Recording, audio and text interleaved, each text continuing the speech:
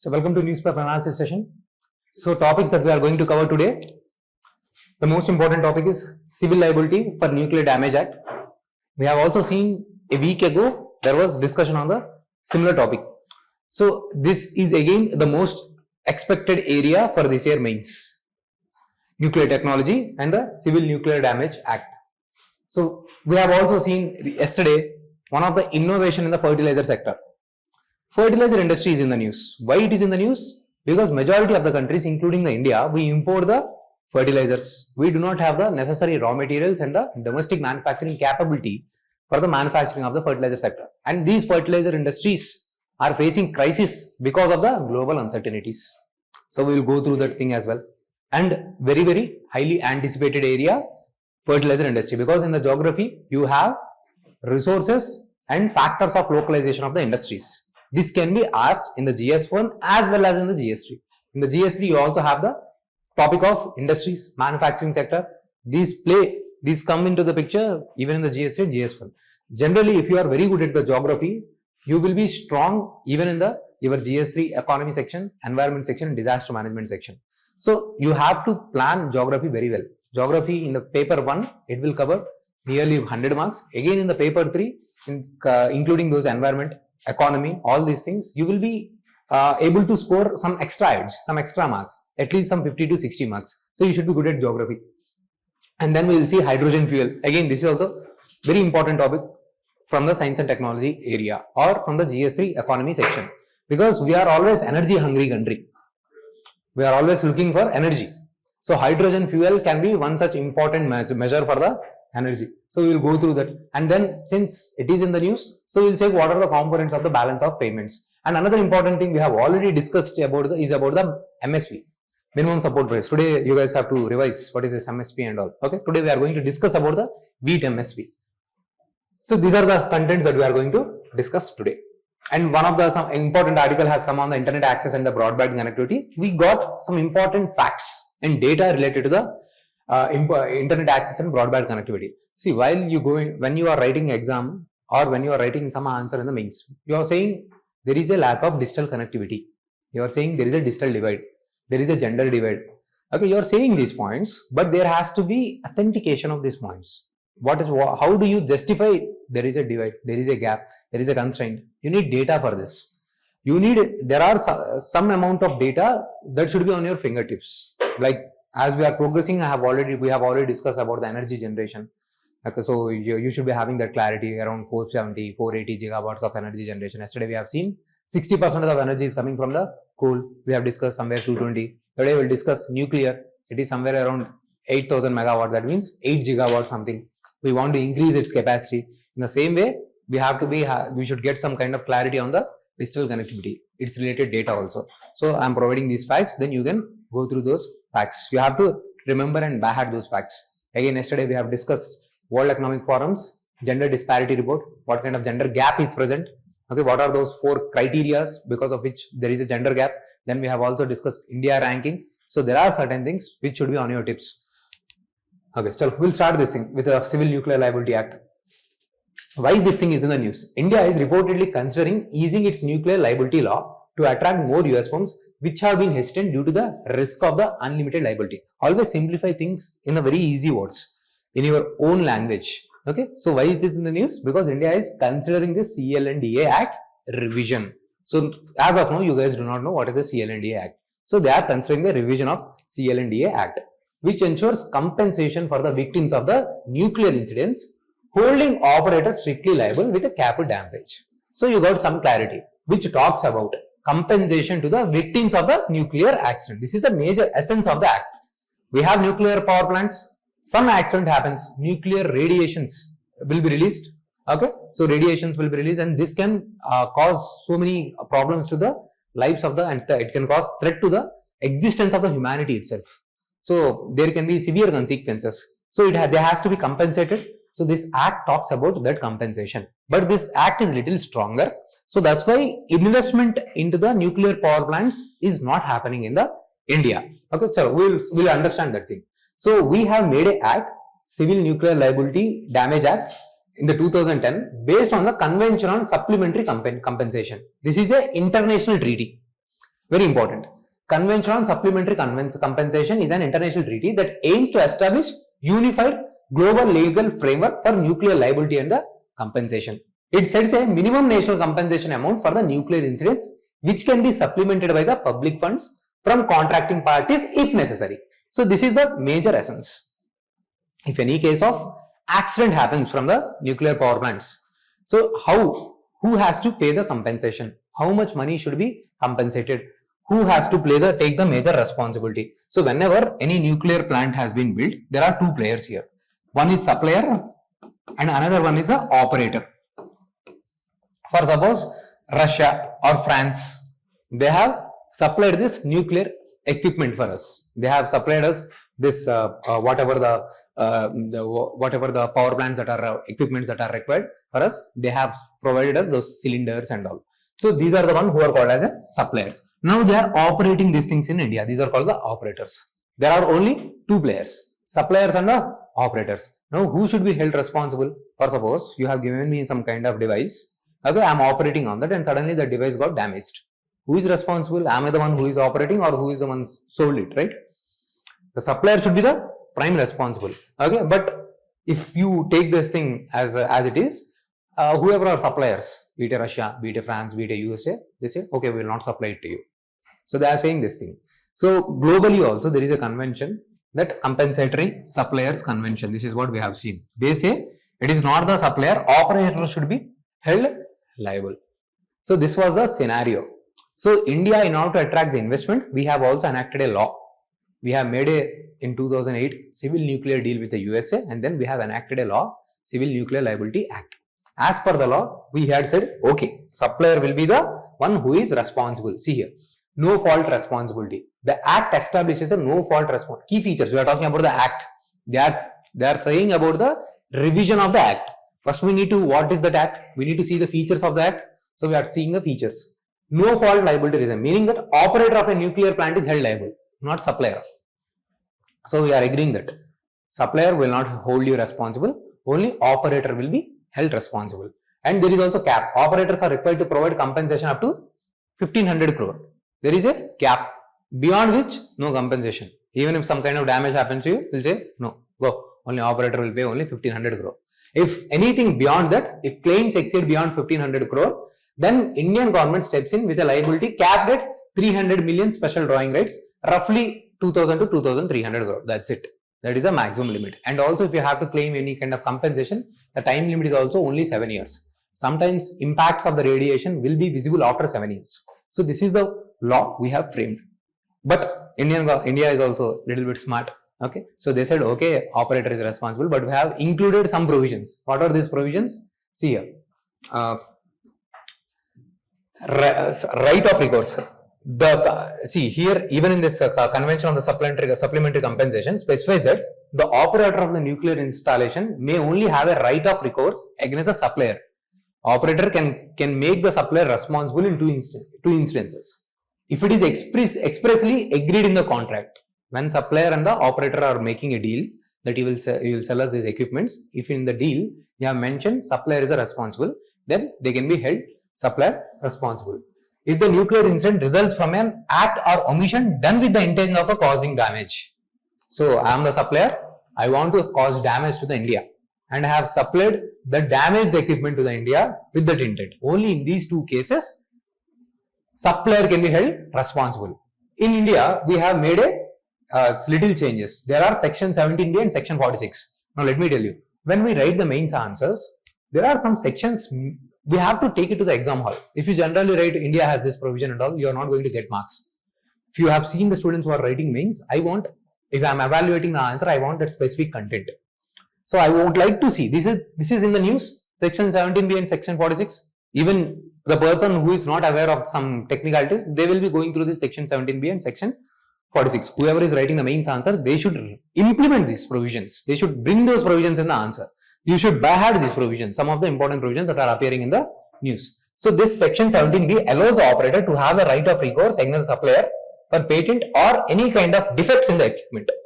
So if the supplier submits any kind of defective equipment, then I can make the supplier accountable. Okay. And section 46 says Currently, I told you damage is till 1500 crore compensation amount, and at the max till 2300 or 500 crore. But this provision, it removes that kind of capping limit, unlimited liability. If I find the supply, if the damage is very hefty, then unlimited amount of money can be extracted from the supplier till the compensation is met. Does not restrict claims to those under the CLNA Act alone, potentially allowing for the additional civil liability claims. So these are the very two tough provisions India has included. So now all of you are clear with this thing.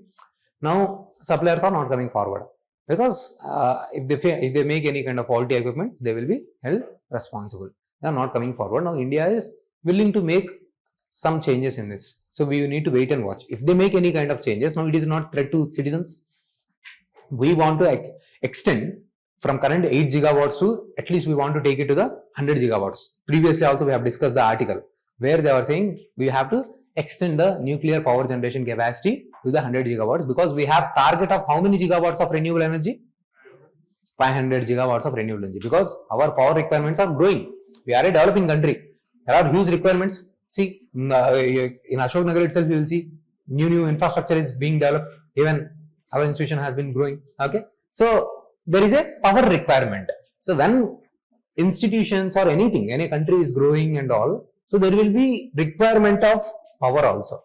Okay, so our requirement of power will keep on increasing. But if we continuously rely on the coal alone, we have seen yesterday flue gas is being released, which is a harmful pollutant as well as a greenhouse gas, SO2. Flue gas also has other gases. Okay, so this is harmful for us. So we need a renewable energy. The nuclear energy is one such clean energy. Just 1 kg of uranium may be able to provide some 1000 times more energy than your basic petroleum, same amount of the petroleum. Okay, so the power of this uranium as a fuel is very huge than your regular crude oil. But problem is if any kind of accident happens to this nuclear power plant, disaster, it will be a kind of serious disaster. Okay, so we have to be very careful.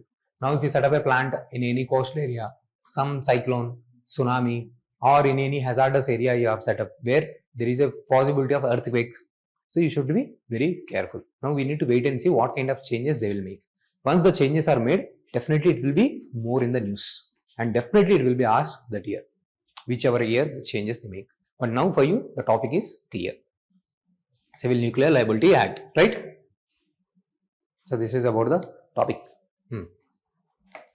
Next. Okay, see here, internet access and the broadband connectivity. So I have picked up the important facts from this. 73% of the people have the broadband internet. We all know because we are practicing digital connectivity. We are promoting the digital connectivity because we are trying to deliver the services, all the government services through online. So if you want any kind of like say updation of your Aadhaar online, okay, currently does not happen, but still, okay, if you have to book the tickets online, if you have to get your certificates online, everything. Okay, so we want to make sure that level of digital connectivity. You have to study everything online, everything. Okay, if I just type your name, I should get everything related to you, your health status, your education status, marital status, everything. Okay, accordingly, I can make a profile about you, everything that is possible. So, but for that, you should have the mobile access, you should have the internet access. So that's what we are saying. Urban areas have higher connectivity compared to the rural areas. It is 86%. Okay, and disparities among social groups. These are very important. See, can you see here? When we are talking about the social justice, when we are talking about the reservations, and when we have to talk about the affirmative actions. Okay, so then we have to use these things. Can you see here? Okay, general category households have 84% of the connectivity, whereas if you see the SC and ST communities, they have the 64% and all. Okay, these facts will be helpful for me to write at the various other points. And at the same time, you also need skills. Not just the connectivity, you also need how to use your internet, how to turn on your mobile phone and use various applications like Beam and all. So digital skill is also required. So some basic facts related to that article has been provided here. You can go through. And this is again important pass. Shipkila pass has been provided. Okay, this Shipkila pass, this is the pass that is linking your India and the Tibet region. Okay, so I'm giving you one task from Shipkila, one of the major river flows through Shipkila Pass. Okay, you need to search and tell me, okay, what is that river that flows through the Shipkila Pass? One of the very important river. Okay, you need to tell me. So like this, I have collected for you some of the important passes, other passes that are linking to the Tibet region. Okay, Nathula Pass, Jalipala Pass, these are in the Sikkim, and then apart from this, Lipu Lake Pass and the Mana Pass. These kind of questions they will ask. These are the two beautiful things. Nathula Pass, especially in the Sikkim, is must visit place. Okay, one of the highest point on the India. It is very beautiful place. So when you visit the Sikkim, you will get to see all the Himalayas, Greater Himalayas, Lesser Himalayas, Shivaliks. Okay, you will be able to see all those three Himalayas. Okay, when you travel in the entire Sikkim area, it is really very beautiful place. Generally, people visit Kashmir, but Sikkim is very beautiful. Okay, visit that place. It is very good. So I have also given the article references so that whenever it is required for you, you can go through the article. Okay, so see, why are we using the fertilizers? Previously also I have discussed. We have 98% of the nitrogen in the atmosphere, but that is not readily available. We all need nitrogen because our DNA. Yesterday we had discussed about the DNA, something basic information. Your DNA has a genetic information. This is the nitrogenous base pairs, nitrogen. So you can see the importance of your building blocks is based on the nitrogen. Okay, you need in the same way even for the plant, nitrogen are the basic building blocks. So for our survival, for the plant survival, for the crops growth, you need nitrogen. Such a nitrogen is available 78% in the atmosphere, but it is not readily usable format. Most of our Indian soil, remember I am saying one important point, most of our Indian soils except alluvial soil in the Tarai region, all of our Indian soils are deficit in the nitrogen. They do not have the enough nitrogen. All of the soils except alluvial soil in the Tarai zone. Rest of all the soils is nitrogen deficit. So you have to add the fertilizers. There is no other option. But we are not able to develop the fertilizer industry. Not just a nitrogen fertilizer. For us, we also need as a human being various nutrients. In the same way, plants also require various nutrients to grow. Like they need phosphorus, they need potassium, they need sulfur. They also need various minerals, micronutrients. So these things are called as fertilizers. We develop the fertilizers using all these mineral, but not every mineral is available properly in India. We have to import these minerals. Now we will get the supply chain constraints because some mineral you are importing from the Ukraine, some from the West Asia, okay, some from the Southeast. Okay, you might face the difficulties, and you do not have the capacity also for our Indian industries to properly develop a manufacturing capability that is required. So these are the problems of the Indian industry. So we are, because we are importing, the cost will be very high. Can the farmer afford such a high cost? If the farmer cannot afford such a high cost, who is the final sufferer? Who is ultimately going to suffer? We. Food production will go down. Okay, inflation. We all will suffer. So that's why government is providing the subsidy. The amount of subsidy provided for the fertilizers is nearly 2 lakh crore. You can imagine 2 lakh crore.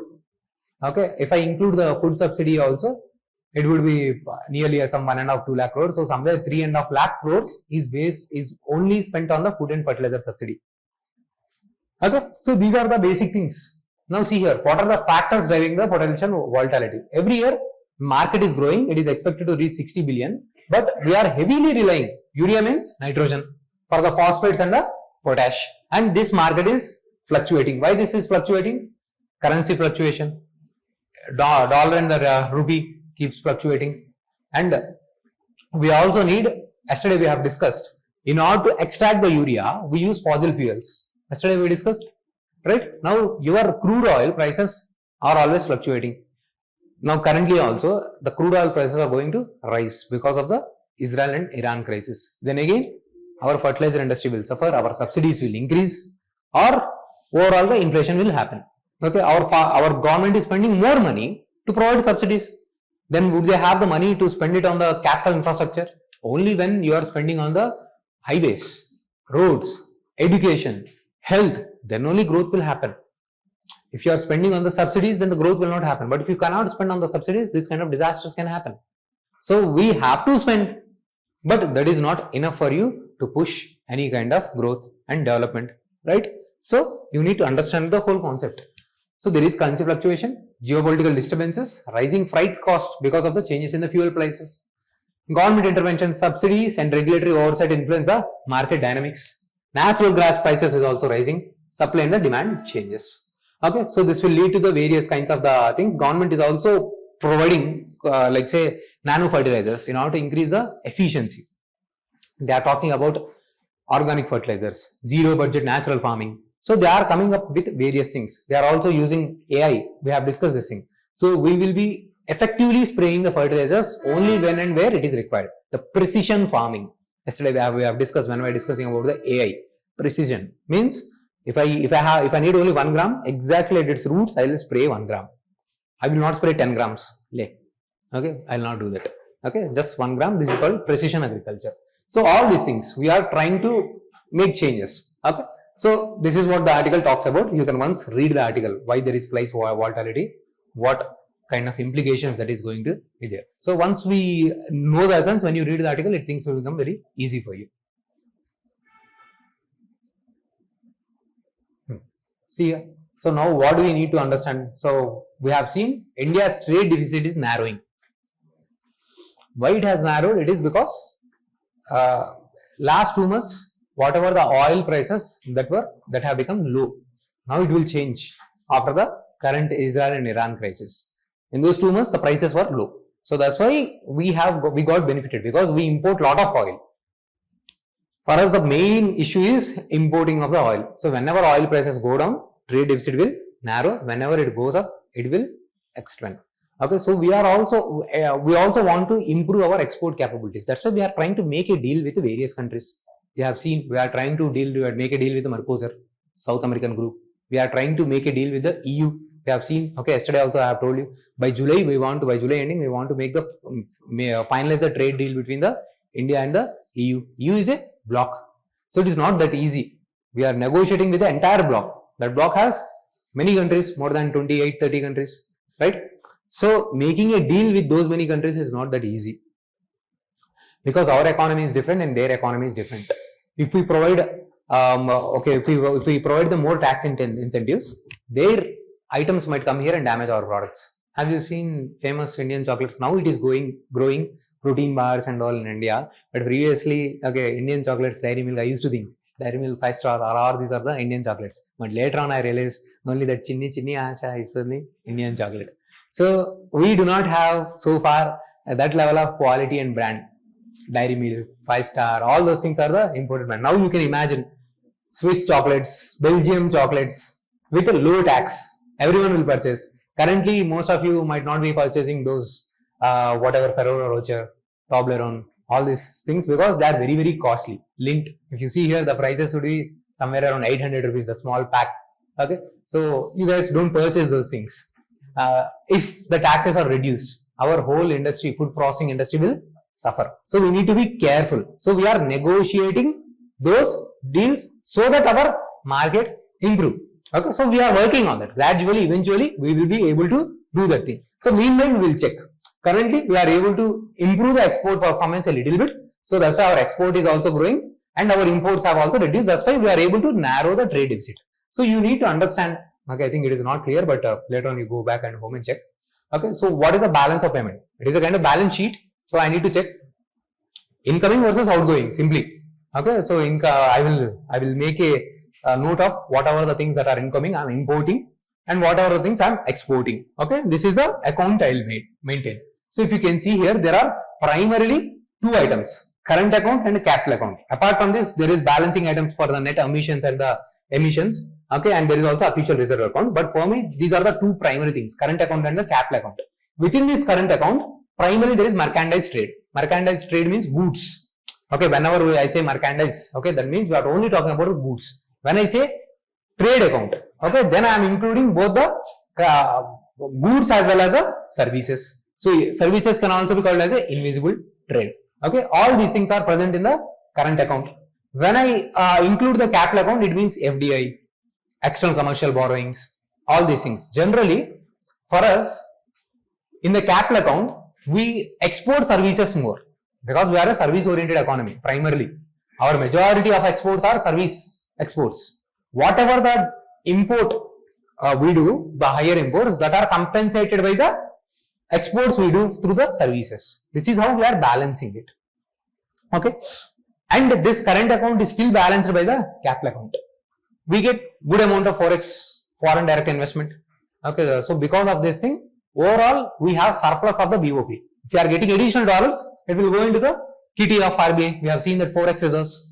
So that's why we are able to estimate how many amount of dollars. What is our forex reserves? Because of this thing. So we have somewhere nearly $650 billion, $700 billion. Your forex reserves. So excess amount of dollars we have. So these things can also be used as a reserve somewhere, someday, if our exports are struggling. We have to import. Then you need dollar. Okay. So we have the enough amount of dollar with us. This same thing was lacking during the 1991 balance of payment crisis. India has went for the liberalization. Why? Because at that time we had left with only few dollars, which can be used for somewhere 1 week, 10 days of import. So because our exports were struggling, we are not able to export everything. But anyway, we have to import oil and everything. So we struggled there.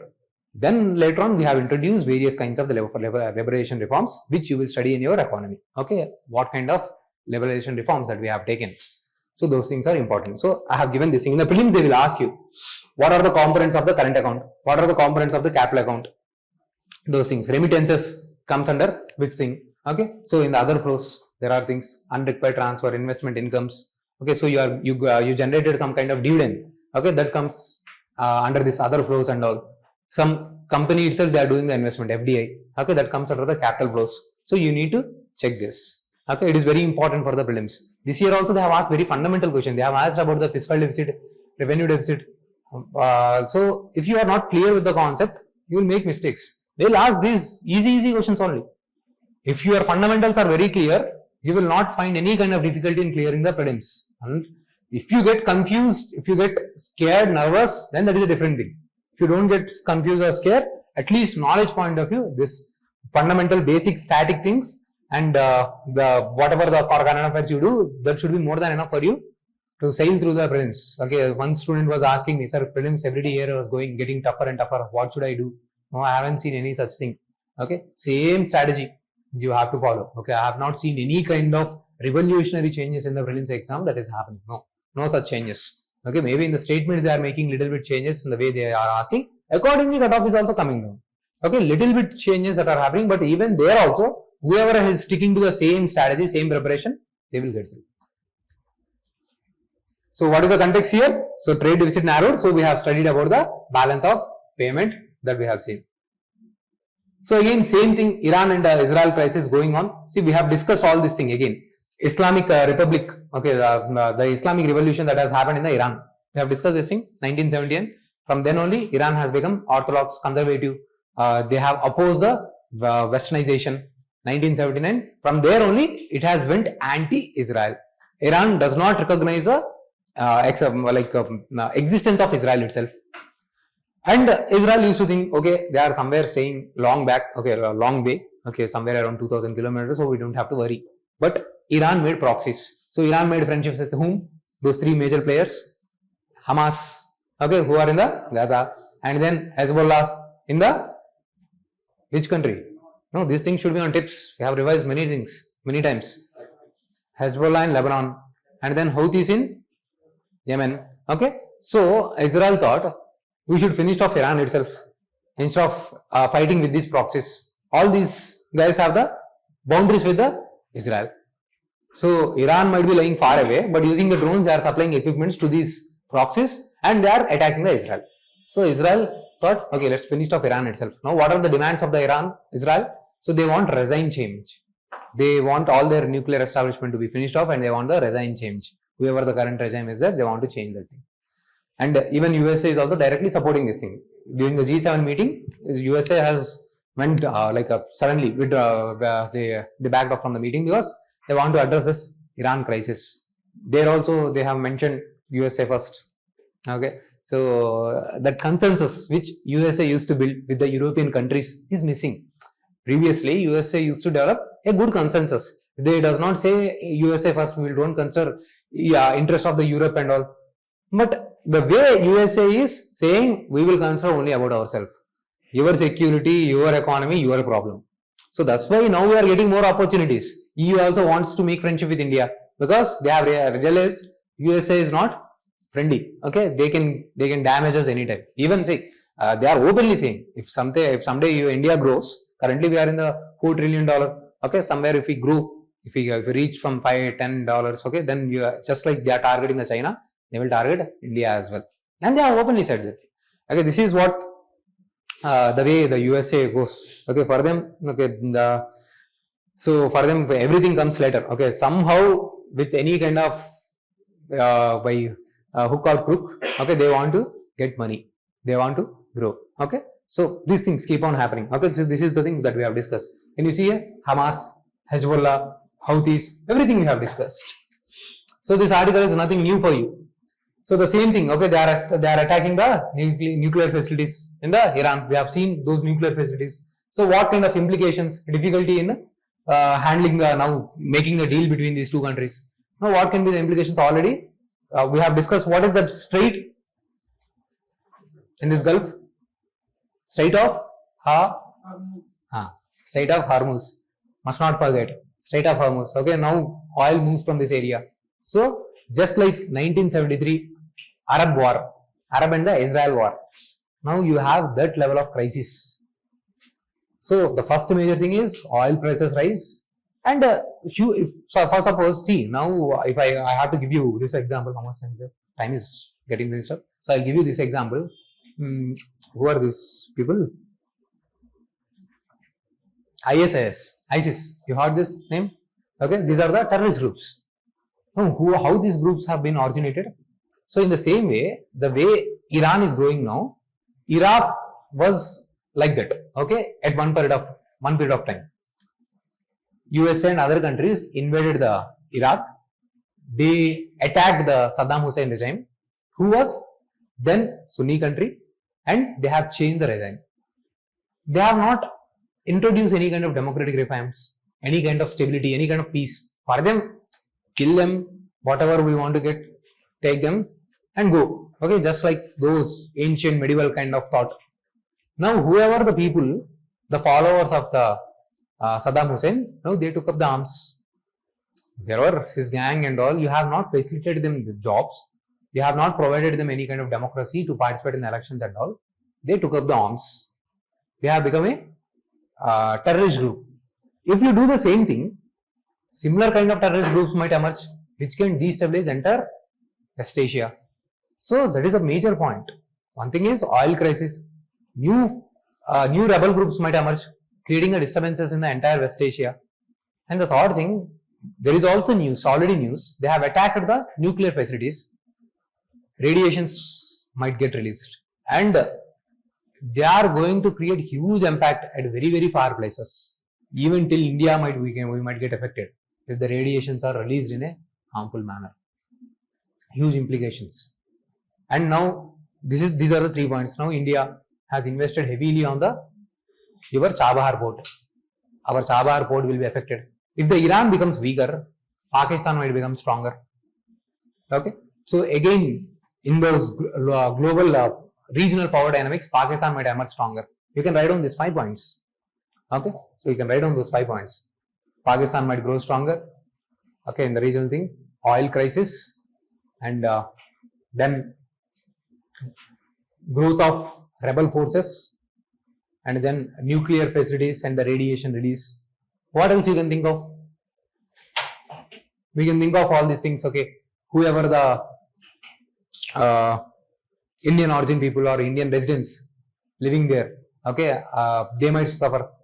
NRIs, okay, Indian origin, so they may suffer. Our remittances, these people work there in these Gulf countries and they send a lot of money back to the home. Our remittances might suffer.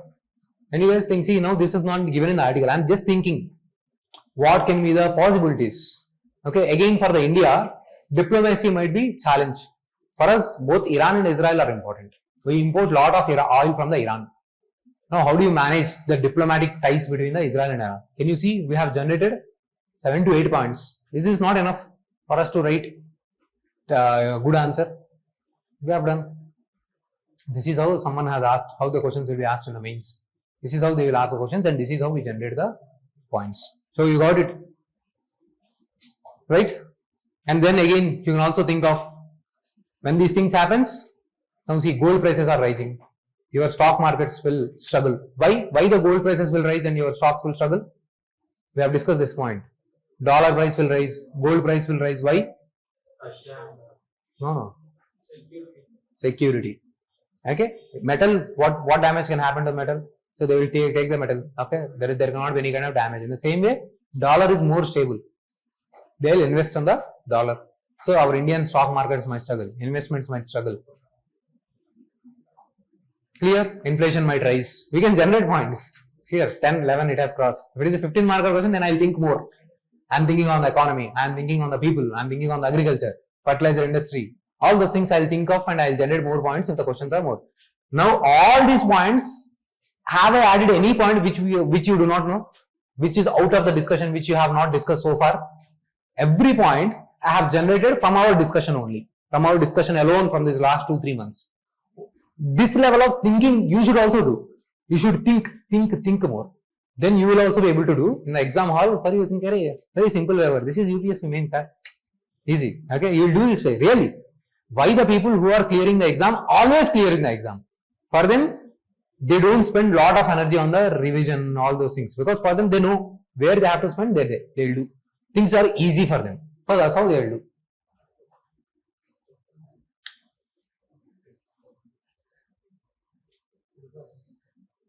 So India, we have launched a national green hydrogen mission in order to promote the hydrogen as a fuel. We have the water's chemical formula H2O. Break it, hydrogen, and there is no carbon dioxide. Clean fuel. So simply you have to break the water to release the hydrogen. But that is not that easy. Now you are using coal to break this hydrogen into, to generate this hydrogen, then that is called the grey hydrogen. This is not going to be helpful to you. If you use some kind of renewable energy, solar energy, wind energy, nuclear energy, bioenergy, you are using clean energy to break this water to generate the hydrogen, then that is called the green hydrogen. We want more and more green hydrogen. Currently, we do not have that level of capacity. To generate 1 kg of the green hydrogen, the cost is 450 rupees. It is not affordable. So this article says, instead of focusing on the green hydrogen, let's focus on the first blue hydrogen. In the blue hydrogen, you will use relatively cleaner energy, but whatever the carbon dioxide that is being generated in the process of generation of this hydrogen, you will capture that carbon dioxide and you will store it in the oceans. Carbon capture. Whatever the carbon dioxide that is being generated in the process, you will capture and store it. So the article says, let's focus on this thing. Go in a phased manner from grey, blue, and the green. This is what the essence is. Now you need to know for the exam point of view, price is very high, 450 rupees per kg. We have launched green hydrogen mission. Why are we launching the green hydrogen mission? Currently India is energy hungry. See here, the core question India's hydrogen ecosystem today is clear. Where is the demand for the green hydrogen, especially when it is produced at 400 per kg, as seen is Indian Oil Corporation Limited. So that problem is there. So basically they are also developing the byproducts. From the green hydrogen, they are developing the byproducts called the green ammonia and the green methanol, which can also be used in the industries and fertilizers. So currently we are trying to explore the byproducts, but still it is not that cost effective. We are still in the working phases. So we are trying to work on this thing. Clear is this article? I have taken it from the business line. Okay, so I'll keep checking Hindu, Indian Express, business line, down to earth, everything. From wherever the articles are good, whichever the article is good for the discussion, I'll pick up that article. So I thought that's why I'll keep the reference link also, so that if required, you can go through that thing. India's wheat production. This is also from the business line editorial. See here, according to the Ministry of Agriculture 2024, Uttar Pradesh is India's top wheat producer. Important prelims fact. Who is the top producer of the wheat in India? Uttar Pradesh. Followed by the Madhya Pradesh and Punjab. Despite this, procurement from Uttar Pradesh was 5 to 6%, and from Madhya Pradesh is around 15%. What is this MSP? Minimum support price. So minimum assured market we are providing to the farmers. So we are saying before sowing season, you go and cultivate the wheat, we will procure from you. So the farmer will produce this thing. But we are not procuring from everyone. Majority of procurement is happening only in the Punjab and Haryana. There is a regional bias that is happening. So the farmers in the MP, UP, they suffer. So if you have to make MSP successful, you have to procure based on the production. You cannot procure everything from one place. So you need decentralized procurement system. So they have to be procured from each and every state. That's what we are doing. Decentralized procurement system that we are doing. So that's why the production procurement from these states also increase. Another important point I want to tell you. Very important. Please remember. Later on also I will discuss this thing. The procurement is open-ended procurement. Means you are coming to me and you can bring whatever the quantities that you want to bring. I'll take it up. There is no limit, especially for the rice and wheat. Okay. So with this thing, farmers will think, okay, anyway, government is procuring more in rice and wheat, and there is also no limit. Generate more and more rice. Why the cropping pattern is shifting towards the rice and wheat? Because it is open-ended. The farmers are getting more returns there. But this is not suitable for you. Okay, no nutrition in the rice, and there is not environment friendly. If we go for the millets, that is environment friendly. It requires less amount of oil. And when these crops die, they add nutrition to the soil also. But because of this faulty MSP policy, the cropping pattern is getting deviated. Okay. So this thing has recently changed because of the decentralized procurement, and that's what the article says. Wheat procurement has changed, increased by 14%. Procurement in the Haryana has been decreased. Okay. So this thing is changing. Okay. This will be much more better and it will be much more resilience. So we need decentralization of procurement policy. That's what the article says. That's all for today. Clear? Okay, so you guys need to revise the content, whichever things we have discussed. Tomorrow we will discuss about the Palestine-Israel issue. Okay, revise well. Okay, bye-bye.